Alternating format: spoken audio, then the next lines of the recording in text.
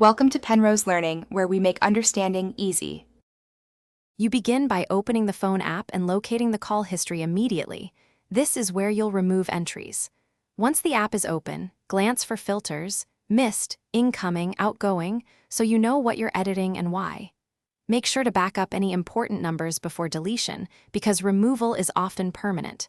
If prompted, grant permissions so the app can modify call records. Now, tap and hold the first entry you want to remove to reveal delete options, and continue from there. You now select entries. Use long press for one or tap edit to pick several. This lets you remove patterns quickly instead of one by one. Once selected, choose delete or clear from the contextual menu. This action removes records from the local call log.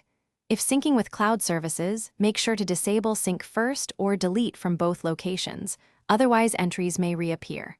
After confirming, check that the list updates. If some items persist, refresh the app or reboot the device and inspect again. You finish by ensuring deletions are permanent.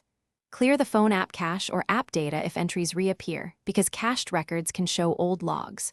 Once done, verify cloud backups, sign out or remove call history from the cloud so deleted items do not sync back. If the log still shows numbers, reboot the device and open the call history again to confirm. If problems persist, revoke app permissions, reinstall the phone app, and retry the deletion process. That typically resolves stubborn, synced entries. Thanks for watching. If this was helpful, leave a like and consider subscribing. See you next time.